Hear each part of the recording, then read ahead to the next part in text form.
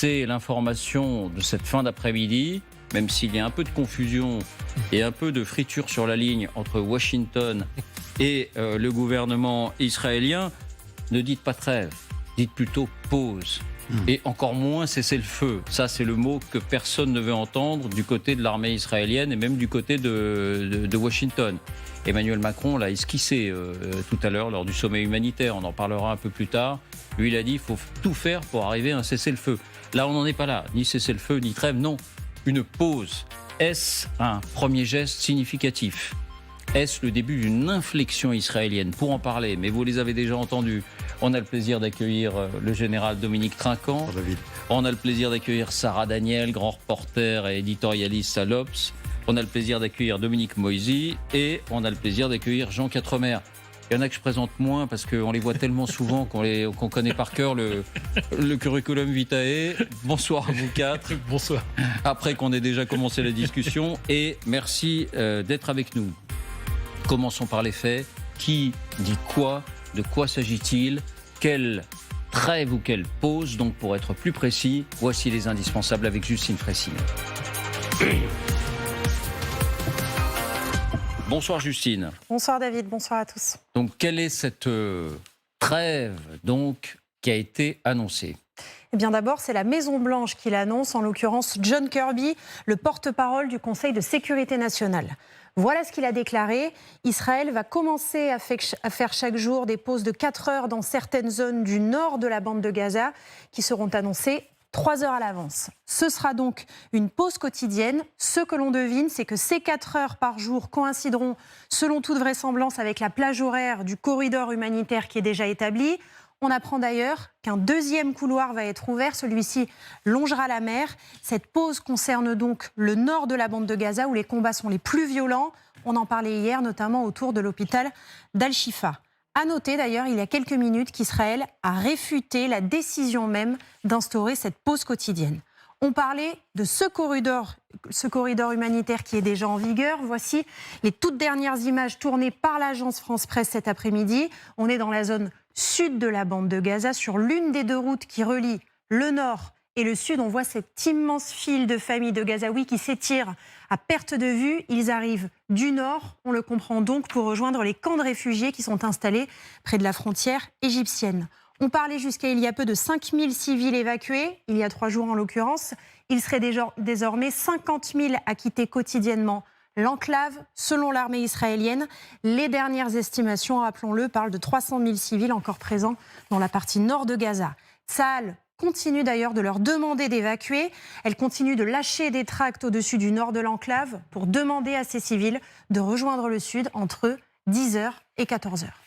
Donc, c'est vraisemblablement en rapport avec ces évacuations qu'une trêve est évoquée par la Maison-Blanche, parce qu'Israël, on va voir dans un instant que c'est beaucoup moins évident, enfin qu'une pause a été évoquée par la Maison-Blanche. Qu'est-ce qui aurait décidé Israël ? Encore une fois, décider Israël, oui, ça dépend de son discours, mais qu'est-ce qui aurait suscité cette déclaration de la Maison-Blanche ? Bien écoutez, pour le moment, il n'est pas question de contrepartie, pas question de libération d'otages, alors que l'on sait que cette question était au cœur des discussions ces derniers jours. Et il n'est pas non plus question d'ouvrir la partie nord de Gaza à l'aide humanitaire. Un mot sur ces évacuations souhaitées, on l'a bien compris, par Israël, et qui seraient peut-être à l'origine de fait cet arrêt des bombardements pendant plusieurs heures chaque jour. Mais est-ce qu'Israël ne craint pas de voir exfiltrer de cette manière-là des otages parmi les convois de familles ?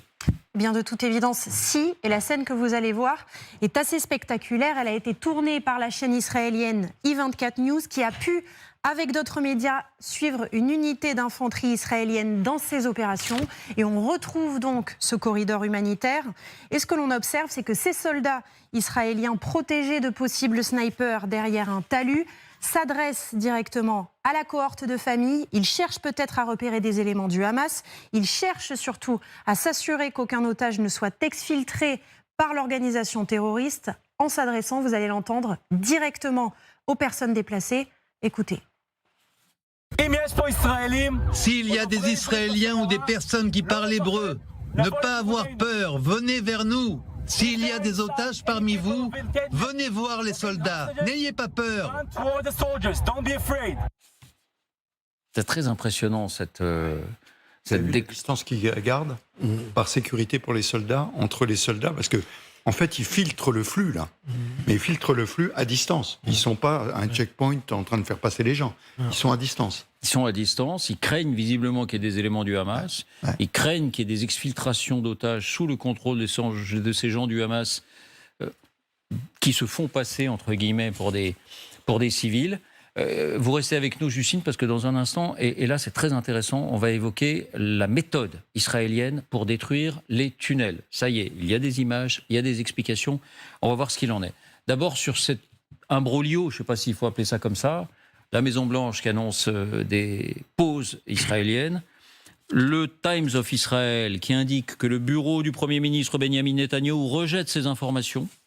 Non, personne n'accepte de pause humanitaire quotidienne de 4 heures.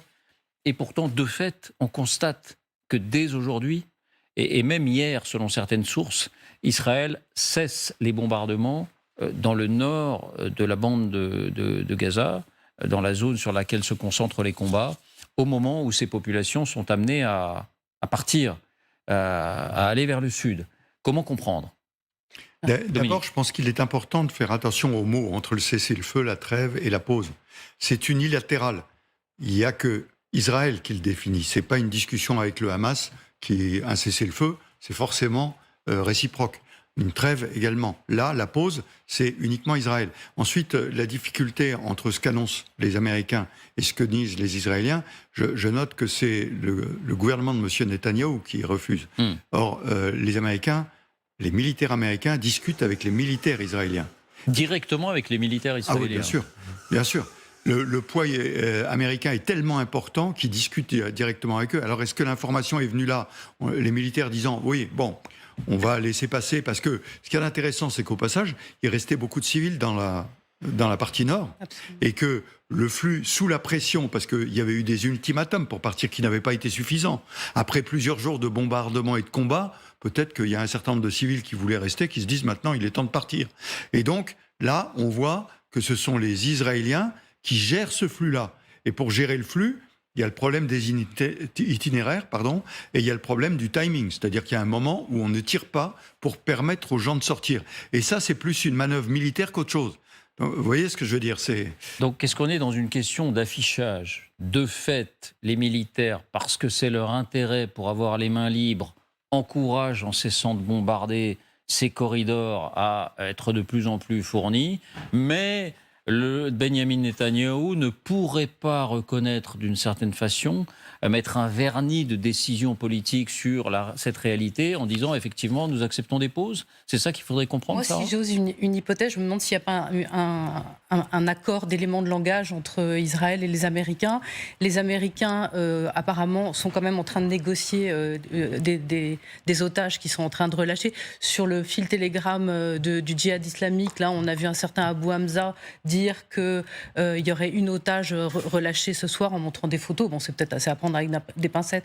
Mais donc il y a ce canal de négociation et en même temps il y a Israël qui ne veut pas du tout avoir l'air d'être manipulé par les Américains, mais qui de fait, et ils sont même en train d'accompagner les gens pour le couloir humanitaire. C'est plus que de la surveillance. Ils les ont protégés du Hamas. On les voit et on voit ces scènes hallucinantes. Je ne sais plus au nord où sur quel fil X j'ai vu ça, mais on voyait des soldats, des Palestiniens avec leur drapeau blanc et qui étaient protégés par des chars, quoi. Enfin, c'est complètement fou. Par l'armée israélienne. Par l'armée israélienne. Peut-être, voilà, une déclaration qui accrédite ce dont on est en train de parler, et une forme de répartition des rôles. Les forces de défense israéliennes clarifient, il n'y a pas de cessez-le-feu à Gaza, il y a des pauses humanitaires locales, c'est ce que précise donc l'armée israélienne. Il y a des zones où il y a des pauses tactiques locales de plusieurs heures pendant lesquelles l'armée israélienne permet aux civils de se déplacer par le sud. Oui. Donc je crois qu'on y voit à peu près clair. Oui, Dominique. Oui. En fait, je crois qu'il y a une division objective du travail. Les Américains tordent un peu le bras aux Israéliens en leur disant, quand même, l'opinion publique mondiale est révulsée, c'est pas possible. Mais je continue à te soutenir, un cessez-le-feu est hors question. Il faut que tu continues dans le travail que tu accomplis. Par contre, donne-moi quelque chose. Et ce quelque chose, ce sont ces pauses humanitaires. Alors, il se peut qu'on aille vers quelque chose de plus important s'il y a libération d'otages. Mais là, c'est le degré minimum de la bonne volonté. Et ce qui est intéressant de voir, c'est que le gouvernement Netanyahou commence par nier l'évidence. Il n'endosse pas. Il n'endosse pas.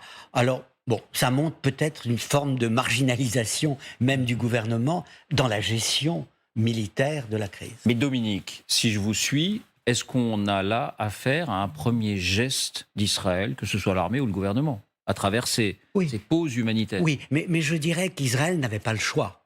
Il fallait qu'il donne quelque chose. Et voilà, c'est fait, c'est symbolique, c'est réel.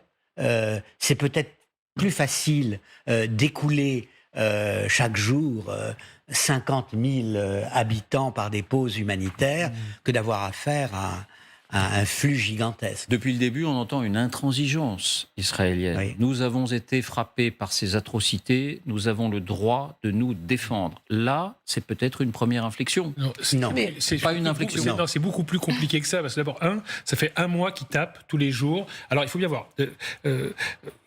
Première chose, quand on voit qu'une partie des gens accusent Israël de mener un génocide, c'est pas très efficace comme génocide puisqu'ils évacuent la population. Donc déjà, il faut arrêter de parler de... Ça, c'est la conversation qu'on aura. Hamas. Alors, les protégeants du Hamas, parce que ce qu'on a vu, c'est quand même le tir du Hamas qui voulait, au début de l'offensive israélienne, empêcher la population d'évacuer vers le sud.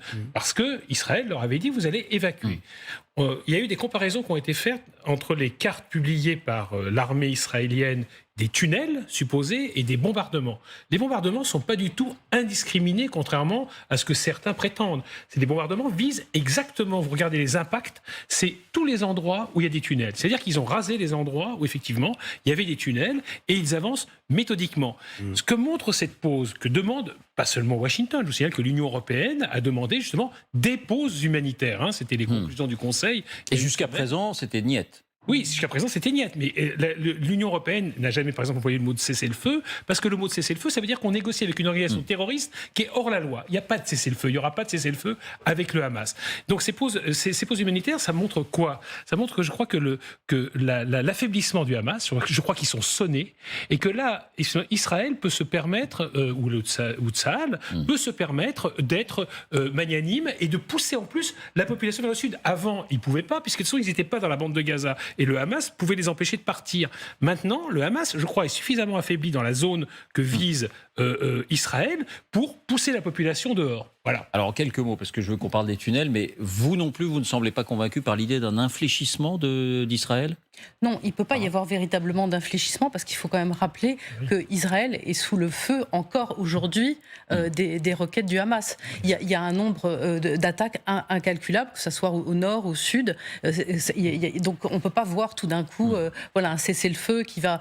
Mais en même temps, on peut noter en même temps... Oui, mais une pause quotidienne dans certains endroits. Oui, une pause, mais en même temps, la population évacuée est engagée à évacuer, comme vous l'avez montré. Et il y avait ce reportage formidable de la BBC qui montrait un Palestinien qui reçoit un moment un coup de fil de l'armée, en tout cas qui provient d'Israël, et qui le guide à évacuer tous les bâtiments qui vont bombarder. C'est quand même tout sauf des frappes indiscriminées. Exactement. Il y a quand même un côté, je ne veux pas donner un satisfecit à Israël, c'est pas. Mais par rapport à d'autres moments où ils ont frappé, où on voit qu'ils font beaucoup plus attention qu'avant. Un geste ou pas? Oui, il faut bien dissocier le langage politique et l'action militaire. Le langage politique ne recule pas, on ne change rien. Ça, c'est le langage du gouvernement. En revanche, l'action militaire, c'est bien sûr que les populations civiles, il ne faut pas les massacrer, parce qu'on ne va pas faire des crimes de guerre, évidemment. Et on va même les aider à partir, parce que ça nous aide. Parce qu'on va pouvoir taper plus facilement le Hamas. Exact. Et donc, on avait donné des avertissements qui n'ont pas été suffisants. Il y a eu des bombardements. Maintenant, on pense que les populations ont compris. Et on va les aider à quitter la zone pour que nous, on termine notre travail dans la zone. Donc c'est vraiment l'action militaire, et donc ces pauses, elles contribuent à la direction opérationnelle. Exactement. C'est ça.